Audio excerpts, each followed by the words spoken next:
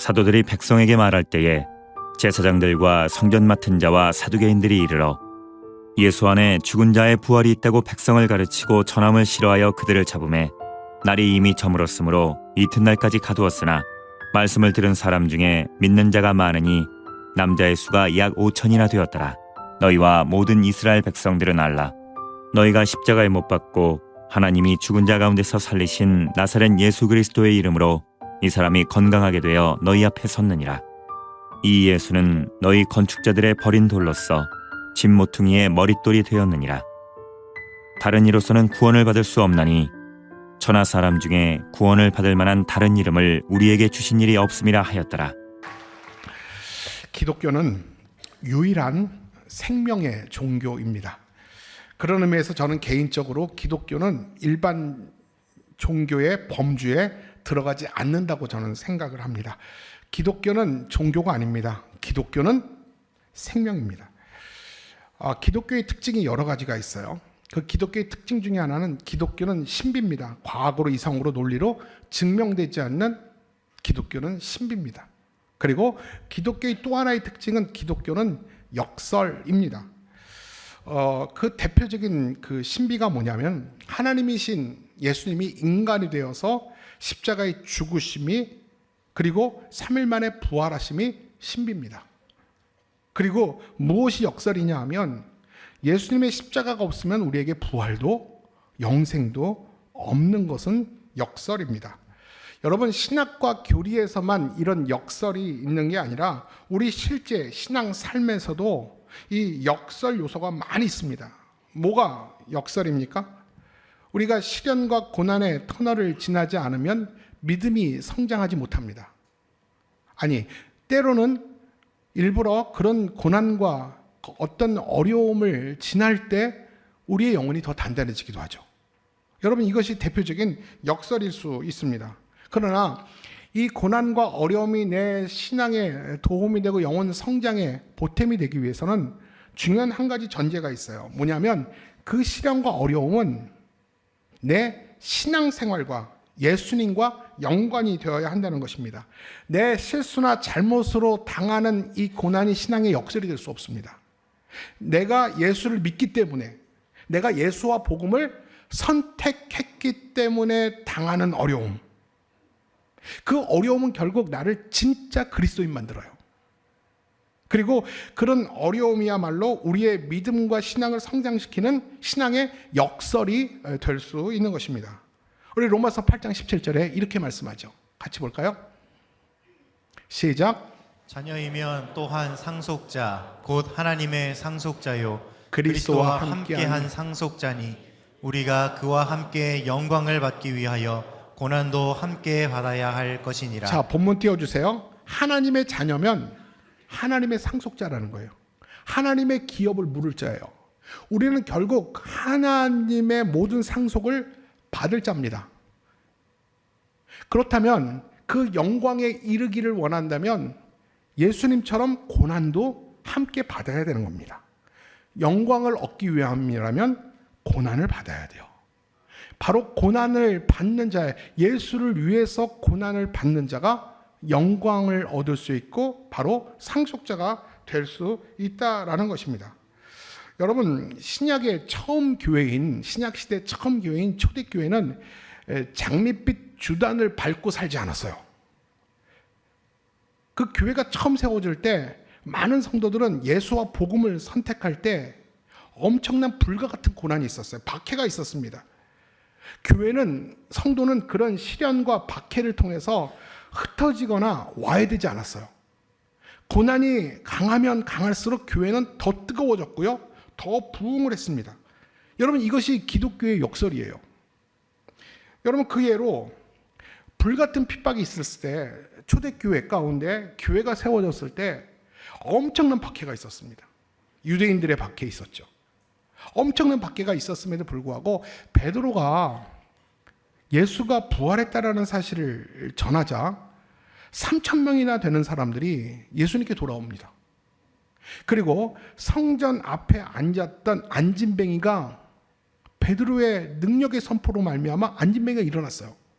그리고 나서 베드로가 그들에게 설교했을 때 5천 명이나 되는 사람들이 회개하고 예수를 믿고 교회로 모여들기 시작했어요. 그러면서 3천 명이 오고 5천 명이 오면서 교회는 폭발적으로 성장하게 됐습니다. 그런데 참 아이러니한 것은 교회가 그렇게 막 부흥할 때 그 순간에 이 박해도 엄청나게 극에 달합니다. 교회가 성장하는데 박해가 가했어요. 박해도 극에 달합니다. 박해가 극에 달하면 교회는 성장하지 말아야 되잖아요. 성장하지 말라고 박해하면 교회는 흩어져야 되잖아요. 와야 돼야 되잖아요. 그런데 이것이 바로 역설이죠. 고난을 가면 갈수록 교회는 더 뜨거워집니다. 더 결속이 되어가기 시작합니다. 여러분, 사탄도 타이밍을 잘 맞춰요. 교회가 잠들고 있으면 사탄도 안심합니다. 그러나 교회가 깨어서 일어나서 부흥하면 사탄은요, 공격이 강해집니다. 여러분, 우리가 신앙생활하면서 잘 들으세요. 성령의 역사에 민감해야 돼요. 성령이 하시는 일에도 우리가 예민하고 민감해야 돼요. 그런데 반대로 악한 영에 대한 공격에 있어서도 우리가 경계해야 됩니다. 내 영혼이 잘 될 때, 범사가 잘 돼요. 그때 사탄의 공격도 있어요. 우리 교회가 제자 훈련하는 교회로 지역에서 부흥하는 교회입니다. 성경적인 성장을 이루고 있는 교회예요. 이게 다가 아니에요. 사탄도 그 틈을 맞춰서 우리를 얼마든지 공격하고 와해시킬 수 있는 사탄의 계계가 있다는 사실을 우리가 경계해야 됩니다. 여러분, 교회가 한참 부흥합니다. 교회가 말씀으로 변화되고 있어요. 무리와 군중들이 말씀을 통해서 제자로 세워지고 있어요. 여러분, 얼마나 아름답게 부흥하는 것입니까? 근데 그 순간에 사탄이 득달같이 달려와서 교회 공동체의 약점을 찾아냅니다. 여러분, 우리 교회가 완전합니까? 한번 물어볼게요. 대답해 보세요. 이찬신화교회가 완전합니까? 아니요. 불완전합니다. 불완전한 사람들이 오늘 모여 있어요. 제가 불완전합니다. 우리 모두가 불완전한 자들이에요. 주의 은혜가 없으면 살 수 없는 자들이 왔잖아요. 불완전한 자들이에요. 불완전한 공동체이기 때문에 사탄이 가장 약점을 찾아냅니다. 가장 약점을 찾아내고 그 틈을 통해서 공격해 들어와요. 우리는 그 마귀의 공격을 늘 우리가 경계하고 촉각을 세우고 있어야 됩니다. 여러분, 교회도 마찬가지예요. 왜 교회들이 부흥하다가 왜 깨지고, 교회들이 왜 혼란스러워지고, 왜 믿지 않는 자들에게 교회가 왜 이렇게 비난의 대상이 됩니까? 멀쩡했던 교회가, 성장했던 교회가 왜 어려움을 당하는지 아십니까? 대부분 세 가지 정설 때문에 교회가 어려움을 당한다고 그래요. 그 첫 번째가 뭐냐면, 담임 목사를 청빙할 때, 담임 목사님이 청빙 후보자들이 3명이 설교하면 각자 마음이 다 나뉘어요. 나는 이런 목사님이 좋다. 나는 바울파다, 아볼로파다, 개바파다. 난 이번에 목사님이 우리 교회 오셨으면 좋겠다. 멀쩡했던 교회가, 허평했던 교회가 분파로 나뉘는 거 정말로 많이 봤어요. 교회가 더 부흥하고자 잘 계승을 이루면 좋은데 담임 목사 모시다가 교회가 2교회로 3교회로 깨졌어요. 그런 교회 정말 많이 봤어요. 또 어떤 교회가 혼란스러워지는지 아십니까? 건축할 때. 왜 쓸데없이 건축을 하냐? 왜 헌금을 내라고 그러냐? 누구는 냈는데 왜 누구는 안 내냐? 그러면서 교회 건축할 때 교회들이 굉장히 시끄럽고 어지러워져요. 마지막에 언제 또 교회가 시끄러워지는지 아십니까? 임직자를 세울 때. 모든 자들이 하나님 앞에 다 세워지면 좋겠지만 그럴 수 없잖아요. 준비된 몇 명을 세우게 되면 본인들은 다 자기가 될 줄로 기대합니다. 근데 안 되면 서운함과 시험이 들죠. 그런 것들이, 그런 마음들이 교회를 어지럽게 합니다. 여러분, 그 배후에는 누가 있는지 아십니까? 그 배후에는 그 사람의 혈기가 있고 그 사람의 자존심이 있는 거 아니에요. 그 혈기와 자존심을 움직이는 사탄이 배후에 있다는 사실을 우리가 경계해야 됩니다. 그래서 그를 대적하는 게 아니라 그 배후에 있는 사탄을 대적하기 위해서 우리가 기도로 준비해야 돼요. 늘 이 사실을 알고 있어야 됩니다. 마찬가지예요. 초대교회 당시 교회를 박해하고 교회를 어지럽게 하고 교회를 핍박했던, 그 주도했던 사람들이 누군지 아십니까? 적어도 교회 밖에 사람이어야 되잖아요. 근데 내부로 총질하는 사람이 있었어요. 정말 교회를 박해하고 핍박하는 자들이 누구였냐면 교회 지도자들이었어요. 한번 1절부터 3절까지 같이 볼까요? 누가 교회를 박해하고 핍박하는지 한번 같이 읽어보세요. 시작. 사도들이 백성에게 말할 때에 제사장들과 성전 맡은 자와 사두개인들이 이르러 예수 안에 죽은 자의 부활이 있다고 백성을 가르치고 전함을 싫어하여 그들을 잡음에 날이 이미 저물었으므로 이튿날까지 가두었으나 자, 예수님이 부활하셨다라는 그 부활 복음을 싫어하고 그 복음을 전하는 자들을 박해한 자들이 누구라는 겁니까? 성전 맡은 자들, 제사장들, 그리고 사두개인들, 소위 교회를 앞서서 섬기는 목회자들, 신학자들이라는 거예요. 특히 사두개인들은 누구냐면, 여러분 바리새인 사두개인 들어보셨죠? 사두개인은 어떤 종교 지도자 중에 한 파인데 부활이 없다고 하는 자들이에요. 부활이 없음을 믿는 자들이에요. 그 사두개인들은 특별히 어떤 생각을 가지고 있었냐면, 사람이 죽으면 그만이다. 사람이 죽으면 그만이야. 그렇기 때문에 자신들이 종교 지도자라는 권력을 가지고 잘 먹고 잘 사는 것이 그들의 목표였어요. 그래서 욕심껏 세상을 누리며 살았던 자들이 사두개인들이었어요. 종교 지도자들이었어요. 죽으면 끝이니까. 노세 젊어서 노세. 죽고 나면 못 노나니. 그러면서 살아있는 동안에 즐기기를 원하는 자들이 사두개인이었어요. 근데 이 사두개인들에게 어떤 복음이 들려지냐면, 내가 죽인 예수가 주님이 되어서 부활했다라는 거예요. 그리고 우리도 예수를 믿으면 다 부활한다라는 것이죠. 누가 제일 싫어합니까? 사두개인들이 싫어하죠. 그래서 오늘 본문에 뭐라고 말합니까? 그 소식을 듣기 싫어하매 라고 말했어요. 여러분 한번 물어볼게요. 교회가 영적으로 성장하면 누가 제일 좋아할까요? 교회가 막 성장하면 성도들이 저한테 목사님 축하드립니다 그렇게 얘기를 하더라고요. 이천신화교회가 성장하면 부흥하면 제가 축하받을 일인가요? 그렇죠. 보통 교회가 성장하면 누가 제일 좋아할까요? 담임 목사님이 좋아한다는 거 정설이에요. 물론 좋아요. 여러분, 교회가 성장하면 제일 좋아할 분이 교회에서 앞서서 섬기는 담임 목사와 장로님들과 중직자들일 거예요. 이게 당연한 거잖아요. 근데 오늘 초대교회가 막 성장하는데 누가 싫어하냐 하면 바로 제사장들, 종교 지도자들, 사두개인들이 싫어한 거예요. 그리고 복음을 전하는 자들을 막 박해해버립니다, 교회 안에서. 여러분, 그런 이유가 있어요. 당시 종교 지도자들은 하나님을 섬긴다고 하지만 그들의 권세와 힘의 출처는 하나님이 아니었고 무리와 군중이었어요. 그들은 무리를 등에 업고 권세를 휘둘렀던 자들이에요. 그 당시 무리를 움직이고 또 군중들을 움직일 수 있는 힘이 그들에게 권세였어요. 다시 말하면 로마의 속국에 이스라엘이 있었는데, 유대가 있었는데, 이 로마 정부 자체도 종교 지도자들을 함부로 하지 못했어요. 왜냐하면 종교 지도자들은 나름대로 가진 공권력이 있었어요. 그리고 무리와 군중을 움직일 수 있는 힘이 있었어요. 그렇기 때문에 로마 정부도 이 종교 지도자들을 함부로 대하지 못하고 눈치를 봤어요. 그들은 유일한 힘의 바탕이 무리와 군중이었어요. 무리와 군중은 종교 지도자들을 따랐어요. 그런데 잘 들어보세요. 그런데 예수와 복음 앞에서 무리들이 소요가 일어나기 시작하면서 군중들이 그들을 떠나서 복음으로 움직이기 시작한 거예요. 자신의 힘의 권세인 무리와 군중이 자신들을 버리고 예수와 복음을 따라가기 시작한 거예요. 그러니까 그들이 얼마나 위기의식을 갖겠습니까? 위기의식을 가지고 바로 그 부활 복음을 공격하고 그 복음을 전하는 자들을 배척하기 시작한 거예요. 여러분, 오늘날도 마찬가지입니다. 교회가 성경적으로 성장하고 영적으로 성장할 때 가장 행복한 것은 우리 모두예요. 근데 교회가 영적으로 성장한 것을 가로막는 사람들이 누구냐면 외부 언론들이 아니에요. 믿지 않는 교회 밖의 사람들이 교회를 향해서 비난하는 거, 그것 때문에 교회가 성장하지 않지 않아요. 오히려 초대교회처럼 오히려 세상 사람들이 교회를 비난하고 그 3사 모든 방송국이 교회를 욕해도 교회는 성령에 계시면 정말 역설적으로 성장할 수 있어요. 근데 왜 코로나 이후에 교회가 왜 주춤거리고 왜 성장을 멈추고 마이너스 되고 있는지 아십니까? 그것은 교회를 박해하는 자들이 교회 밖에 있는 게 아니라 어쩌면 교회 내에 있기 때문에 그래요.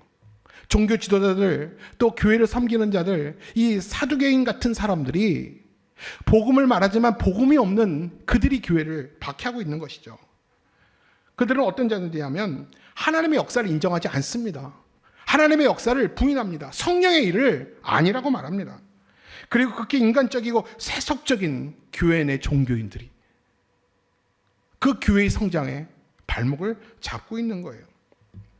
그런 사람의 특징은 어떤 사람들이냐면 교회를 나와요. 분명히 중직자예요. 목사예요. 장로예요. 교회는 출석함에도 불구하고 세상의 가치관과 또 세상의 욕심이 그대로 있어요. 전혀 변하지 않아요. 말씀을 들어도 내게 주신 말씀으로 안 듣습니다. 여러분, 제가 오늘 강단에서 말씀을 전할 때 내게 주신 말씀으로 받아야 돼요. 내게 주신 말씀으로 받는 게 은혜입니다. 근데 내게 주신 말씀으로 전혀 듣질 않아요. 그리고 교회를 20년, 30년 다녀도 절대로 변하지 않는 길가와 같은 마음을 가진 자들이에요. 그리고 교회 안에서 중요한 일을 그들이 결정할 때 성령의 일과 하나님의 일들에 대해서 함부로 대화합니다. 반대합니다. 자기 생각과 고집이 더 먼저입니다. 모함합니다. 자기 뜻대로 고집대로 한다면 그냥 망쳐버리고 그냥 책상 둘러 엎습니다. 어쩌면 이런 자들이 복음을 박해하는 복음의 원수들입니다. 바로 초대교회 안에 똑같았어요. 바로 종교 지도자들이 교회는 흥황하고 막 성령의 역사로 교회는 폭발적으로 성장하는데 이 복음을 박해했던 자들이 교회 내부자들이었어요. 자, 본론으로 다시 들어볼게요. 자, 제사장들과 사두개인들은 이 사도들을 옥에 가둬요. 핍박하죠. 박해하죠. 3절 말씀이에요. 시작. 그들을 잡음에 날이 이미 저물었으므로 이튿날까지 가두었으나 베드로 요한은 조사를 받기 위해서 옥에 갇혔어요. 그 당시 유대의 가장 큰 종교회의, 나름대로 공권력을 가진 유대인들의 최고 회의가 있어요. 이게 산헤드린 종교회의입니다. 산헤드린 종교회의. 거기는 바리새인들과 사두개인들 종교 지도자들이 그 자리를 차지하고 굉장히 권위가 있는 자리입니다. 바로 베드로와 요한을 그 공권력으로 체포를 합니다.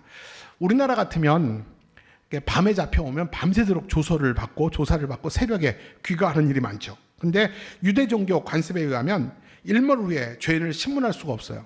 그래서 일몰 후에 죄인이 잡혀오면 그날은 신문하지 않고 다음 날 신문을 하게 됩니다. 근데 참 아이러니, 대단한 일이 있어요. 베드로와 요한이 옥에 갇혔음에도 불구하고 갇혀 있는 동안 이 옥 바깥에는 어떤 일이 일어나고 있냐 하면, 베드로와 요한이 갇혔음에도 불구하고 베드로와 요한이 전했던 이 부활의 복음이 흥황하여서 많은 사람들이 누룩처럼 예수의 복음을 듣고 주님을 믿기로 교회로 몰려들고 있었다라는 거예요. 그래서 5,000명이 넘는 사람들이 여전히 베드로가 옥에 갇혀 있음에도 불구하고 교회는 부흥하고 있었다라는 것입니다. 다시 말하면 복음을 전하던 사도들이 옥에 갇히고 불같은 핍박이 있었음에도 불구하고 복음이, 교회 성장이 불붙었다라는 것입니다. 복음을 받아들이는 성도들에게 이 박해는 전혀 위협적이지 않았어요. 그들은 어떤 마음을 가지고 모여들었냐면, 당신들이 내가 예수와 복음을 선택했기 때문에 죽일지라도 나는 예수님처럼 다시 살아날 것입니다. 이런 부활신앙이 그들에게 있었어요. 그래서 너희들이 날 죽여도, 공권력이 날 죽여도 나는 예수 믿겠다. 이렇게 거침없이 그들은 예수를 선택했습니다. 그뿐 아니라 이런 고난과 박해를 통해서 교회는 계속해서 제한 없이 부흥하기 시작한 거예요. 이 초대교회의 성장 속도는 대단했어요. 핍박적인 상황 속에서 믿는 자의 수가 날마다 더해갔다고 그랬어요. 여러분, 이게 어떤 말일까요? 믿는 자의 수가 날마다 더해갔다. 베드로와 요한이 옥에 갇혔음에도 불구하고 상관없이 말씀은 흥황하여서 계속해서 말씀이 누룩 역할을 했다라는 것이죠. 여러분, 이 폭발적인 성장은 하나님의 성령이 임할 때 교회가 얼마나 역동적으로 성장할 수 있는가를 단적으로 보여주시는 겁니다. 여러분, 하나님의 성령이 우리 교회 가운데 있을 때 우리 이천신화교회가 역동적으로 성장할 줄로 믿습니다. 여러분, 우리 주위에 좀 시각이 조금 삐뚤어진 분이 있어요. 교회의 양적 성장을 좀 부정적으로 보는 분 계세요. 대형 교회를 비난하는 분들이 있죠. 저게 무슨 교회인가, 사업체지, 이렇게 말하는 분들이 있습니다. 여러분, 그렇지만 이 대형 교회가 있기 때문에 미자립 교회들이 살아요. 우리 교회도 20몇 교회의 미자립 교회들을 돕고 있고요. 선교제에 나가 있는 선교사들을 이렇게 큰 교회들이 도와야지 우리 교회들이 돕지 않은 미자립 교회 다 문 닫습니다. 여러분, 함부로, 여러분만큼이라도 함부로 이 대형 교회, 큰 교회를 비난하지 마세요. 우리 교회는 뭐 대형 교회는 아니죠. 여러분, 교회의 양적 성장은요, 결코 사람의 힘으로 되는 거 아니에요. 여러분들이 오늘 교회를 등록하고 이 분주하고 바쁜 날, 이 예배의 자리에 오는 거, 여러분 제 힘입니까? 제 능력입니까? 여러분, 제 인간적인 이야기를 듣기 위해서 왔습니까? 아니에요. 하나님께서 여러분을 보내신 겁니다. 생명을 살리는 성령의 바람이 불어오니까 어디서부터 오는지 모르게 하나님께서 구원받을 영혼들을 생명의 공동체인 교회로 하나님이 모아주신 거예요. 따라서 성령의 바람이 불면 불수록 교회는 오늘도 성장할 줄로 믿습니다. 사도행전에 기록된 초대교회뿐만 아니라 코로나 끝난 지금 21세기 한국교회도 마찬가지입니다. 성령이 불면 생명을 살리는 성령의 역사가 강하면 강할수록 오늘도 교회 가운데 역동적으로 부흥이 있다라는 것입니다. 다음 날 아침에 종교 지도자들이 사내들인 공회의를 열게 되죠. 거기서 베드로와 요한을 신문하게 됩니다. 그들이 묻습니다. 그 재판관이 묻습니다. 너희가 무슨 권한으로 복음을 전하며 무슨 권한으로 안진뱅이를 일으키느냐? 누구의 권한이냐? 누구의 이름으로 이런 일을 행하냐? 그리고 따집니다. 그런데 여러분 잘 들어보세요. 사내들인 공회원의 종교 지도자들은 이미 예수님이, 자신들이 죽인 예수님이 부활했다는 사실을 알고 있었어요. 그리고 성전 미문 앞에 오랫동안 30년 동안 40년 동안 안진뱅이로 살았던 그가, 기적이 일어나서 그가 일어났다는 얘기도 그들은 알고 있었어요. 그리고 그 기적의 주인공이 누구냐면 자신이 죽인 예수님의 제자였다는 사실도 알고 있었어요. 또 뭘 알고 있었는지 아세요? 그 사도들이 말씀을 전했을 때 3,000명, 5,000명 되는 군중들이 그를 따랐다는 얘기들도 다 알고 있었어요. 여러분, 그 마음속에 얼마나 두려움이 있었을까요? 두렵지 않은 척, 위협적인 척 앉아있지만 아마 굉장히 두려웠을 거예요. 그들은 예전에 어떤 생각을 했냐면 기독교의 원흉인 나사렛 예수만 십자가에 죽이면 보라는 듯이 일벌백계 하면 그 예수를 따르는 잔당들은 다 흩어질 줄 알았어요. 꼬리를 감추고 다 흩어지고 다 사라질 줄 알았어요. 근데 어떻게 됐습니까? 웬걸, 제자들은 예루살렘에 남았잖아요. 제자들은 예루살렘에 남아서 엄청난 영향력을 가지고 병자도 일으키면서 예수님이 부활했다고 군중들의 민심을 다 끌어간 것이죠. 그리고 이 종교 지도자들은요, 이 사실을 듣고 멘붕에 빠집니다. 충격에 빠지고 두려움에 빠지게 됐죠.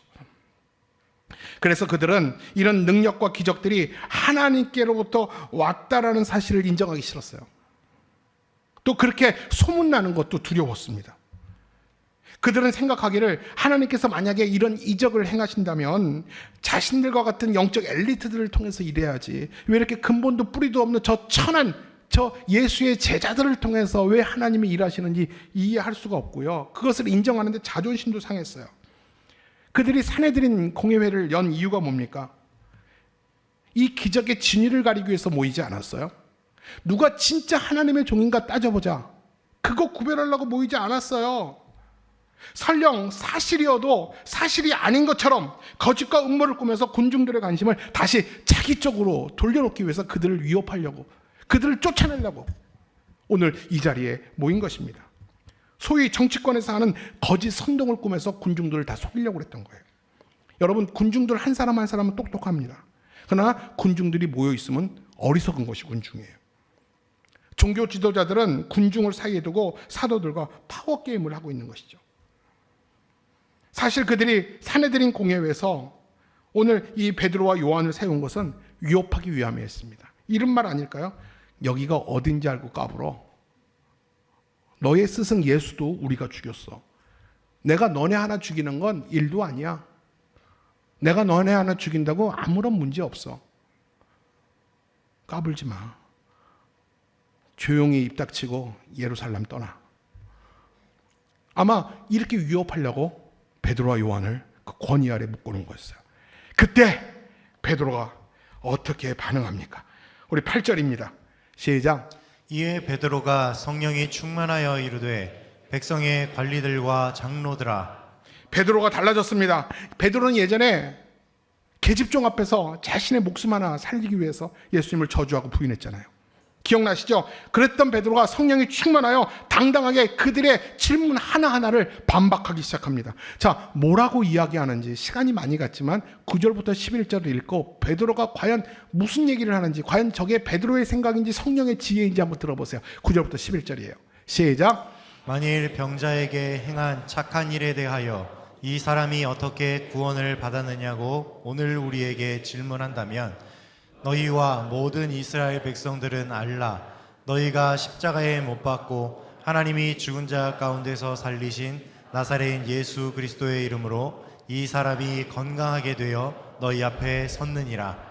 이 예수는 너희 건축자들의 버린 돌로서 짐 모퉁이의 머릿돌이 되었느니라.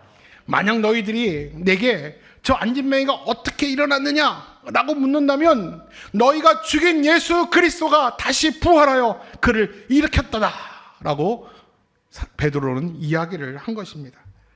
여러분, 이 말은 사두개인들이 제일 듣기 싫어한 말이었어요. 내가 죽였는데, 우리가 죽였는데 예수가 살아나서 저 안진뱅이를 일으켰다. 얼마나 듣기 싫어하는 말입니까? 여러분, 베드로를 한번 생각해 볼까요? 베드로는요, 예수님이 죽인 그들을 두려워할 수 있었어요. 근데 베드로는 달라졌잖아요. 조금도 위축되지 않았어요. 담대하게 그들의 질문을 반박합니다. 도대체 베드로에게 무슨 일이 일어날까요? 이 비겁자 쫄보 베드로가 왜 이렇게 달라졌을까요? 딱 두 가지의 현상이 있었어요. 첫째는 부활하신 예수님을 직접 목격했어요. 설마 했던 그 예수님이 진짜 눈앞에서 부활하신 거예요. 두 번째는요, 성령 세례를 받았어요. 성령을 받은 것입니다. 여러분, 예수님은 예전에 제자들 앞에서 이런 일이 있을 줄 알고 예수님은 미리 이런 얘기를 한 적이 있어요. 한번 들어보실래요? 마태복음 10장 19절로 20절이에요. 굉장히 중요한 구절이에요. 한번 읽어볼게요. 시작. 너희를 넘겨줄 때에 어떻게 또는 무엇을 말할까 염려하지 말라. 그때에 너희에게 할 말을 주시리니 말하는 이는 너희가 아니라 너희 속에서 말씀하시는 이 곧 너희 아버지의 성령이시래요. 오늘 내가 한 말은 내 영혼의 상태를 의미합니다. 여러분, 오늘 저 말씀 보세요. 머릿속 띄워주세요. 저 말씀 보세요. 예수님은 지금 제자들과 이야기했을 때 과거예요. 근데 내가 만약 너희를 떠나서 누군가가 너희를 송사하고 너희를 심판의 자리, 재판의 자리를 너희를 넘겨줄 때가 있다면 너 그때 무슨 말을 할까 걱정하지 마라. 그때 너희가 할 말을 내가 입에 넣어주겠다. 말하는 이는 너희가 아니라 너희 속에서 말씀하시는 이 아버지 성령이시다. 여러분, 오늘 이 베드로가 산헤드린 공회의원 앞에서 그 지도자들과 그 기라상 같은 종교 지도자 앞에서 조금도 쫄지 않고 그가 이렇게 당당히 말할 수 있는 것은 베드로는 배움이 짧은 사람이에요. 평생 고기나 잡았던 사람이에요. 학문이 없던 사람이에요. 근데 신학자들 앞에서 당당하게 기죽지 않고 말할 수 있는 것은 그의 육신의 자아가 아니라 성령 하나님께서 감동하신 줄로 믿습니다. 마태복음 16장 16절에 너는 나를 누구라 하느냐? 주는 그리스도시요 살아계신 하나님의 아들이십니다. 누가 말하게 하신 거예요? 성령이 말하게 하신 겁니다. 사랑하는 성도 여러분, 성령의 임함은 사람은 이렇게 담대해지는 것입니다. 종교 지도자들은 사실 두려웠어요. 그러나 베드로는 성령이 충만해서 성령의 지혜로 말했습니다. 여러분, 언제 우리의 신앙의 진가가 드러나는지 아십니까? 인생이 두렵고 떨리는 순간에. 큰 수술 앞에서 내가 다시 수술 끝나고 저 신발을 신을 수 있을까? 그런 정말 죽음의 위협 앞에서 흔들리지 않는 이 평안과 평강이 있다면 이게 진짜 신앙이에요. 평상시에는 다 교회를 오니까 다 집사고 장로니까 다 믿음 있는 것 같아요. 근데 죽음의 위기 앞에서 내가 예수 그리스도 그 믿음 때문에 내가 떨리지 않고 마음에 평강이 있다면 이게 진짜 신앙이라는 겁니다. 성령의 새 사람이 되면 베드로처럼 이전과 확실히 달라져요. 베드로는 쫄보였잖아요. 비겁한 자였잖아요. 계집종 앞에서도 도망갔던 자였잖아요. 근데 부활을 만나고 성령을 만나니까 그는 담대해졌어요. 이것이 변화입니다. 디모데후서 1장 7절입니다. 시작. 하나님이 우리에게 주신 것은 두려워하는 마음이 아니요 오직 능력과 사랑과 절제하는 마음이니 하나님이 사랑하는 자녀에게, 성령 충만한 자에게 주시는 마음은 어떤 마음이라고요? 두려워하는 마음이 아니라 오직 능력과 사랑과 절제의 능력일 줄로 믿습니다. 베드로가 그렇게 변한 거예요. 자, 그리고 베드로는 계속해서 말합니다. 우리 11절 시작. 이 예수는 너희 건축자들의 버린 돌로서 짐 모퉁이의 머릿돌이 되었느니라. 이 말이 무슨 말이냐면 너희들이 필요 없다고 잡석이라고 버린 예수 그리스도가 구원의 모퉁이 돌이 됐다. 그리스도는 여러분 잘 들었어요. 구원의 핵심입니다. 예수 그리스도는 구원의 전부입니다. 여러분 무슨 말인지 아세요? 내 삶에 무슨 일이 있어도 예수 그리스도를 붙들라는 것입니다. 여러분 인생을 살다 보면 어렵고 힘들 때 있어요. 외롭고 절망스러울 때 있습니다. 그래서 다 포기해버리고 그만두고 싶을 때가 있어요. 여러분 그때 예수님 붙들어야 됩니다. 예수님 붙들고 다시 시작해야 됩니다. 다 모든 사람이 나를 떠나고 나를 비난할지라도 예수님은 내 편이세요. 예수님 붙들고 다시 시작하면 회복될 수 있습니다. 마지막으로 베드로는 그들에게 결정타를 날립니다. 12절이에요. 시작. 다른 이로서는 구원을 받을 수 없나니 천하 사람 중에 구원을 받을 만한 다른 이름을 우리에게 주신 일이 없음이라 하였더라. 이 말씀은 정말로 파워풀한 말씀입니다. 여러분 잘 들으십시오. 예수 그리스도 외에는 구원이 없습니다. 이것이 진리입니다, 여러분. 여러분 설봉산에 오르는 길은 여러 가지 일이 있어요. 백두산에 오르는 길은 남문, 서문, 북문, 동문이 있어요. 어디를 가든지 정상에 오를 수 있습니다. 그러나 구원은 예수 그리스도 외에는 구원이 없습니다. 다른 종교에도 구원이 없습니다. 남들은 이 이야기를 들으면 싫어합니다. 너무 기독교가 독선이라고 말합니다. 듣기 싫어도 인정하기 싫어도 예수 외에는 구원이 없습니다. 여러분 이게 진리예요. 진리는 변하지 않으니까 진리입니다. 이 사실을 사람들만 얘기한 것이 아니라 베드로만 얘기한 것이 아니라 예수님 본인도 얘기하셨어요. 요한복음 14장 6절입니다. 시작. 예수께서 이르시되 내가 곧 길이요 진리요 생명이니 나로 말미암지 않고는 아버지께로 올 자가 없느니라. 주님이 자신을 향해서 내가 곧 길이요, I am the way, I am the truth, I am the life. 여기에 정관사 더가 들어갔어요. 더는 하나밖에 없을 때 정관사 더가 들어가는 거예요. 주님이 유일한 진리고 빛이고 생명이라는 것입니다. 여러분 우리 모두가 이 진리에 목숨 걸 수 있기를 바랍니다. 저는 이 사실 한 가지를 전하려고 저는 제 인생을 걸고 목사가 됐어요. 저는 평생 언제까지 강단에서 말씀을 전할지 모르겠지만 저는 이 진리에 목숨을 걸고 세상이 아무리 교회가 문을 닫을 때가 오고 내 신앙 때문에 내가 위협이 온다 할지라도 저는 예수 그리스도 외에는 구원이 없습니다라는 사실을 전하다가 죽을 겁니다. 여러분 모두가 이 진리 앞에 여러분의 인생을 걸기를 바랍니다. 걸만한 가치가 있는 것이 예수가 우리의 구원자가 되신 겁니다. 말씀을 정리하겠습니다. 종교 지도자들은요, 이 사내들인 공회를 열면서 생각이 많아졌어요. 이 베드로와 요한은 어떡할까? 이놈을 죽일까? 아니면 위협해서 겁주고 내보낼까? 아니면 쥐도 새도 모르게 어디다 유배를 보낼까? 이걸 어떻게 해야 되지? 저놈들을 왜 겁을 안 먹지? 아마 여러 가지 고민들이 많았을 거예요. 그런데 이 베드로와 요한은 오직 한 가지만 생각했어요. 오직 예수님만 생각했어요. 부활신앙과 성령 충만한 사도들은요, 죽음의 위협의 자리에서 예수 그리스도 한 분만 생각하고 부활하신 예수 그리스도만 선포했습니다. 그럴 때 능력이 임했습니다. 예수님만 바라보고 예수님께 시선을 고정할 때 우리 하나님의 능력이 여러분에게 힘있게 나타날 줄 믿습니다. 따라서 악한 세력들은 사도들을 죽이지 못했어요.